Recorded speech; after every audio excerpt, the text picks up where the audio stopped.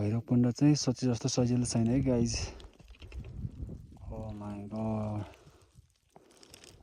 ट्रेकिङको मेरो अहिलेसम्मको एकदम हार्ड हो यो चाहिँ। यस्तो बाटो छ कि हिउँ परेर पुरै घुँडामुनिसम्म हिउँ पर्छ। खुट्टा सबै चिसो भइसक्यो, झरिसक्यो, झर्ला जस्तो भइसक्यो। हिउँ बिहानदेखि परेको साथीहरू कहाँ छ? अत्तो पत्तो केही छैन।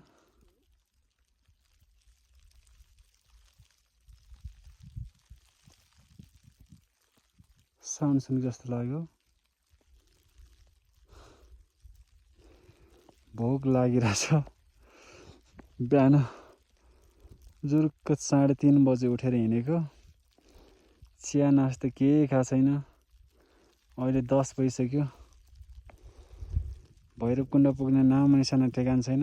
होस्, यहाँसम्म चाहिँ आइपुग्यो है गाइज म।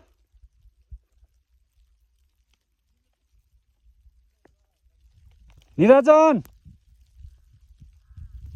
निराजन,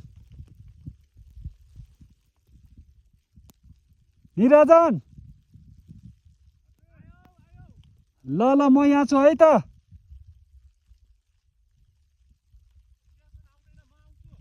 आउँदैन? ल ल पर आऊ है त।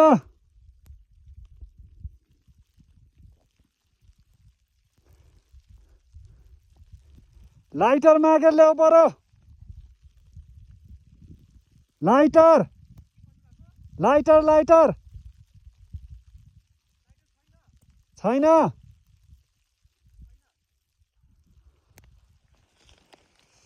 यस्तो गाह्रो छ यो चाहिँ। उकालो, पुरै उकालो बाटो। ओ हिउँ झरिरहेछ कि गाइज, हिउँ झरिरहेछ। ल मेरो अवस्था यस्तो छ, हातमा यो छ, हिउँ टल्केर आँखा नदेख्ने भइसक्यो।